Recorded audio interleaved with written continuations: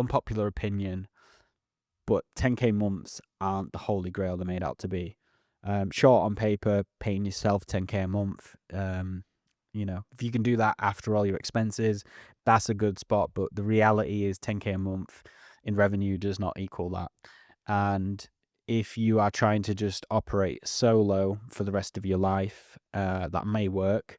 But most of the people I surround myself with, that I speak to, that I help, are trapped at that level or trapped below that.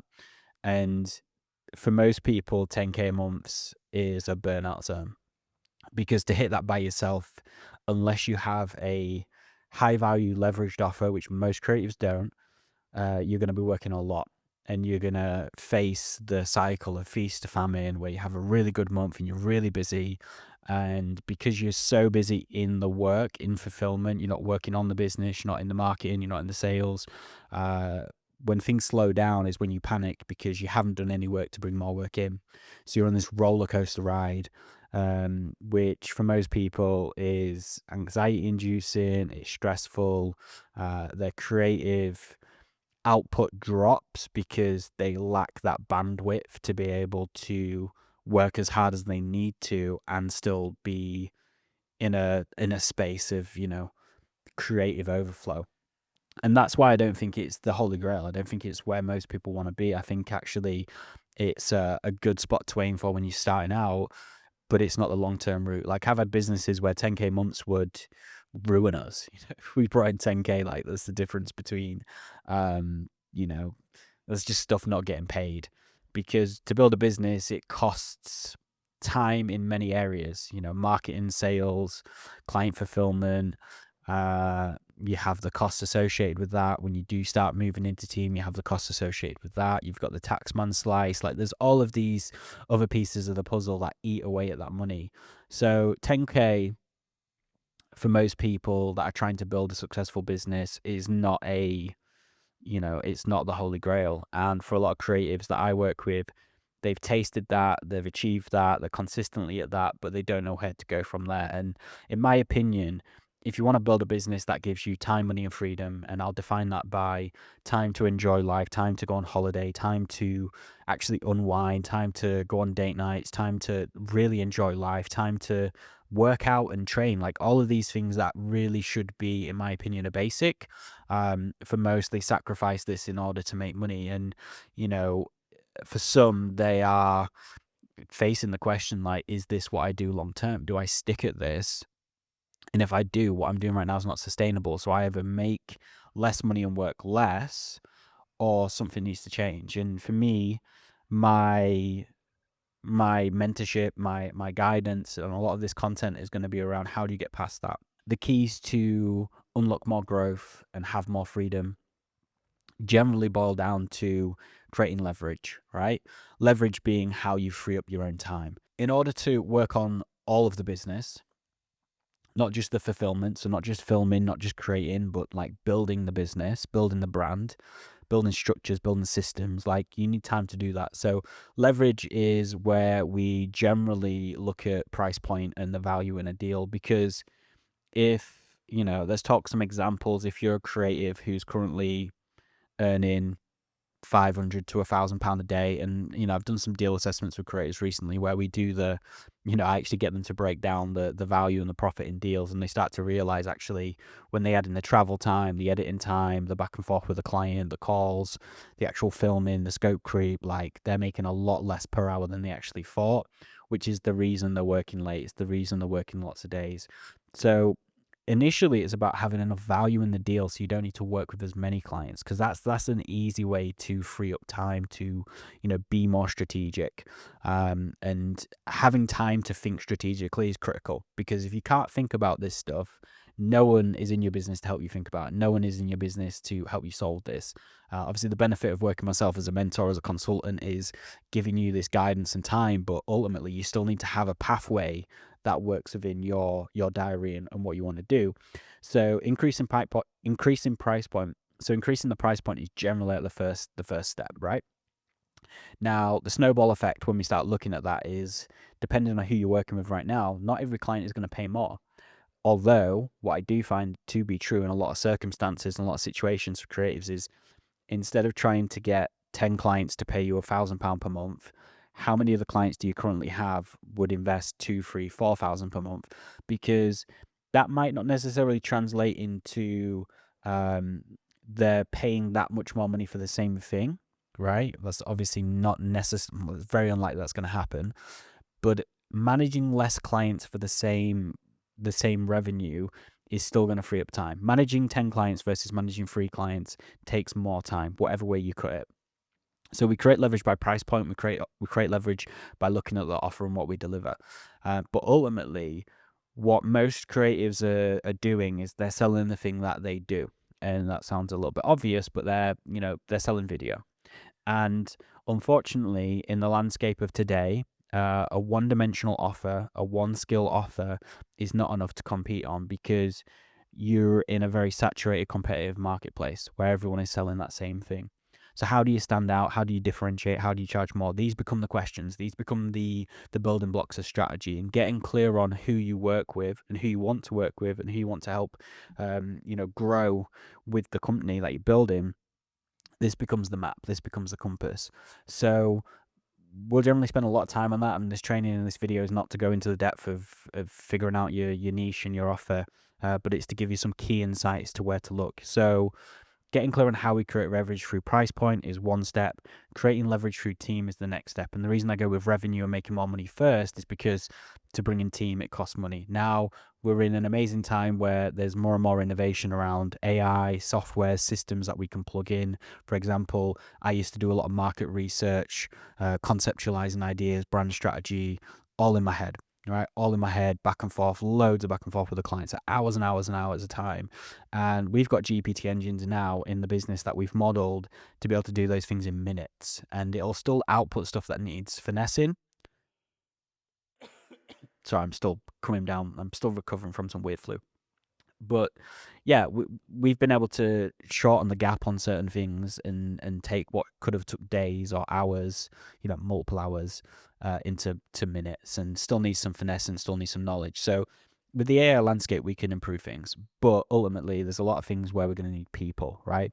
So having margin in the deal to put another person on that to film or another person on that to edit. Generally editors, if you're in a video offer where you're doing video production, post-production is normally the thing that takes up a lot of time. Generally a 2-to-1 ratio, if not more, of the filming time to the editing time. So it's also one of those things that you can outsource overseas or abroad or online. You can build a remote team. I've had clients do this where now they've got 2 free editors, and it's just taken all the editing off their hands, which frees up 2/3 of their week. And that's crazy, right? If you can free up 2/3 of your time, and yes, you'll pay money to do that, but if you can still do that in a profitable manner, what I see happen is it actually pushes up the hourly rate, the value of the client. So the hourly rate of yourself grows massively. Instead of making £50 an hour, you're now making 100, 150, £200 an hour. Now, that's one element, team, right? If we put team in place to take things off our plate, that's generally, if you're in the video space, that is needed. That is a given. But the other thing is knowledge and skill. And knowledge and skill are one of those things where adding in expertise to an offer can dramatically increase the value, because we go from just offering a service to selling a system and a result, right? So I've done this many times in multiple iterations in multiple agencies. And generally what we were doing is consulting with the client around their marketing strategy, around their brand message, around the content strategy. So we were really getting to understand the needs and the wants and the problems the client was facing, and we married up our service to solve them, and that's done through consulting. I've had clients pay me £2,000 to £3,000 a day to sit down and go through their strategy, and a lot of creatives would love to make £2,000 to £3,000 a day to film and then spend days in the edit. So if you can marry up strategy, and strategy needs to be something of substance, it needs to drive results. It's not just talking to a client, it is going through a process, going through a system. If you marry up strategy with then the execution and delivery, that's where you make a lot of money. Like I was on a call the other day with a client, a mentorship client right now, who's creating leverage and diversifying by moving more into the online education space. And he's packaged up his offer to not just sell video production, but to sell a lot of the strategy going into it. And one of the things he said to me that stood out was he remembers a time where there was a client that hired him. So another agency hired him in. He was making less than $1,000 for the day. I think he might have said 500 for the day, and found out that the client had actually charged a few thousand for the scripts and the strategy. So here he is doing all the donkey work, doing all the hard work, setting all the lighting gear, filming, editing for hundreds of pounds, whilst the client that's hired them has done the consulting, the strategy, and made thousands and brought him in to do that. And this is just a really good example where if you understand strategy and you understand the nuance of building a business, growing a business with your creative knowledge and talent, you can charge a lot more money because you bring a lot more value to the table. And ultimately, this is the biggest point in creating leverage and charging more, is people will pay in proportion to the size of the problem you solve. So you are getting paid inversely, directly, based on the value you provide. And there's a lot of creatives providing a lot of value and undercharging because they don't realize or recognize that the value they're providing is so substantial. But when you do it strategically and you package up your knowledge and you start looking at what you're selling as not just a service but a system, it's easy to charge more because you're not just selling video, you're not just selling creative, you're selling solutions. And that's one of the easiest ways to create leverage. I would say most creatives do not need to be world class in production. They don't need cinema cameras. They don't need tens of thousands of pounds of gear. Most creatives spend too much shit on equipment and not enough in their own marketing, not enough in their own development. And that's why they stay stuck. But getting to 20, 30K a month as an expert-based model, in my opinion, is accessible by a lot of people, right? You don't need to be a rocket scientist. You just need to know the principles and you need to have something of substance. With that said, because of AI and because of the developments and because of the access to knowledge these days, it's getting easier and easier and easier.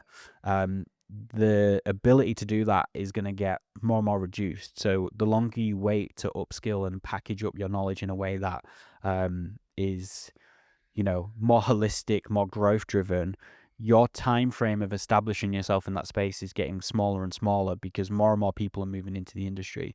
So, we are at a weird point, I think, in the online. I think we're at a weird point in the world in general. And, rather than feed the fear and doubt of uncertainty, I think we need to drive up, like we need to motivate ourselves, drive ourselves to get locked into a vision that helps us push the boundaries and see where we can go, as opposed to giving into fear and frustration. Because uncertainty is just one of those things that's the nature of life, right? Nothing is ever certain, nothing is ever given. So with that said, I'm trying to build up this idea and create the reality that, you don't have all the time in the world to just sit and think about this stuff. And maybe I'll start next month, maybe I'll start next year. That gap is closing. If you want to crush it, you need to double down. But with that said, most people have got the skills and capability to get to 20, 30K a month. And in my experience of working with clients and partnering in businesses where we've taken them to 100, 200, 250,000 a month, if you can get an offer to 30K a month, you can probably get an offer to 100K a month. The logistics and the systems required to scale that further are naturally going to change. But if you can create that buying power, you can solve a lot of problems. And for most creatives that are just chasing 10K or stuck at 10K, they don't have enough buying power. 10K sounds great in theory, but it's not enough to create the buying power, to build team, to create capacity, to create mental headspace, to be able to think about these things strategically. And ultimately, that's why most creatives stay stuck, right? Because they're up and down from a space of creating to stressing, right? You're busy, and then you're too busy to do anything else. And then things slow down and it's panic mode because you haven't built any infrastructure around you. You haven't built any systems. Things slow down. There's no, well, we'll just go do this to get more clients, right? We'll just run these ads to get more clients. There's no systems around them. And that's why it's a bit of a trap. It's a comfort trap. It's a trap where, by modern standards, that kind of money is really good money. But it's a trap because it's not painful enough to be like, right, I need to change this now.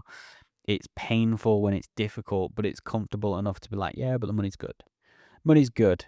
And my argument at 10K is not that money's not good. It's just that how far can you take it if you just stay operating in that zone? And the reality is nothing changes if nothing changes. So, yeah, if you're watching this video and you're thinking that, well, I can't get past that, I'm going to call bullshit, you can. It's just going to take a different model and approach to do that. And those who lean into discomfort, those who lean into, innovate, are going to be the ones that win. Those who don't are going to be, scratching their head 1 to 2 years from now, wondering where it all went wrong.